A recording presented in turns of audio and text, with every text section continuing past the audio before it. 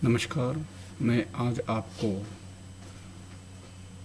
BBA प्रथम semester के पाठ्यक्रम में जो कहानी है, हिंदी साहित्य की प्रसिद्ध कहानीकार नासिरा शर्मा जी की शरत के इस पार, इस कहानी का सारांश मैं इस वीडियो के माध्यम से इसमें स्पष्ट करूंगा। शरत के इस पार कहानी एक मार्मिक कहानी है। इस कहानी के मुख्य पात्र रेहान नामक एक युवक है। प्रारंभ से लेकर अंत तक रेहान को लेकर ये कहानी चलती है। रेहान ही इस कहानी का केंद्र बिंदु है।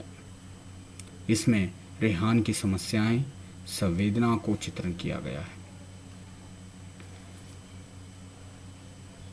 कहानी के अन्य पात्र कहानी के क्रियाकलापों से संबंधित और संचालित हैं। रेहान के अलावा अन्य पात्र हैं सुरैया, नरगिस, दद्दा, शकूर चचा, अम्मा, अब्बा, राम खिलवान और सरस्वती आदि इस कहानी में पात्र हैं। कहानी में नासिरा शर्मा जी ने रेहान नामक सुशिक्षित बेरोजगार, प्रेम में असफल और हिंदू मुस्लिम की सांप्रदायिक संकीर्ण मानसिकता से आहत मगर मानवीय गुणों से युक्त मुस्लिम युवक की संवेदना को व्यक्त किया है। कहानी के आरंभ से ही एक मनोरोगी के रूप में रेहान को दिखाया गया है। उसकी मनोविकृत से पर के मारे लोग ही नहीं, आस पास के पड़ोसी लोग भी परेशान रहते थे। अम्मा बेहोश हो जाती है। रेहान की बहन नरगिस उसको लेकर हमेशा चिंतित रहती है। दादी सुरैया वो अपने घर वालों को कोसती रहती है। रेहान के चाचा उसके तंग आकर उसे पीट भी देता है। सांप्रदायिक अराजकता के माहौल के भीतर रहते हुए रेहान मनोविकार का शिकार बन जाता है। इस मनोविकार का कारण एक सुशिक्षित बेरोजगार, प्रेम में असफलता और सांप्रदायिक अराजकता। रेहान अपने पढ़ाई के दौरान सैयद खानदान की एक लड़की सुरैया से इश्क करता है, लेकिन सुरैया के परिवार वाले रेहान के खानदान को छोटे जाति और आर्थिक स्थिति को कमजोर मानकर इसके साथ रेहान को वह उस सुरैया से शादी इनकार कर देते हैं।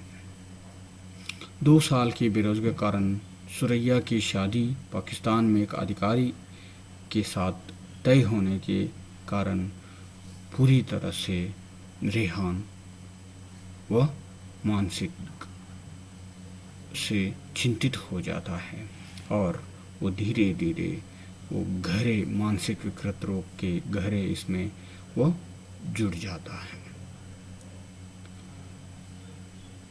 नासिरा शर्मा कहते हैं कि भारत और पाकिस्तान के बंटवारा सिर्फ जमीनों को ही नहीं, उसके साथ साथ इंसानों की भी दिलों का भी बंटवारा हुआ है। उसी समय में सांप्रदायिक दंगे भी निर्माण होते हैं। इस दंगे में रेहान की हत्या हो जाती है। लोग इस हत्या को लेकर अलग अलग अफवाहें फैलाते हैं।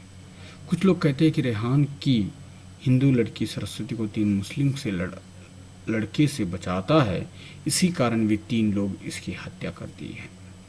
कुछ लोग मानते हैं कि इस मानसिक और मनोविकार रोग के कारण उसकी वह हत्या हुई है या आत्महत्या कर लिया है। कोई प्रेम की बेवफाई मानते हैं, लेकिन सच्चाई ये थी कि उसकी आत्महत्या नहीं हुई थी, बल्कि उसकी हत्या की गई थी।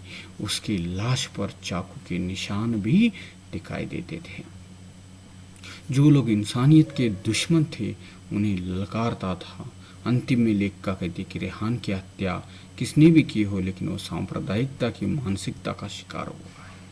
कथाकार ने उन सांप्रदायिकता को, षड्यंत्र को पहचानने की, उनसे बचने और परास्त करने की आवश्यकताओं पर इस कहानी के माध्यम से बल देने का काम किया और इसके साथ साथ समाज में एकता और भाईचारा स्थापित करने का प्रयास किया है।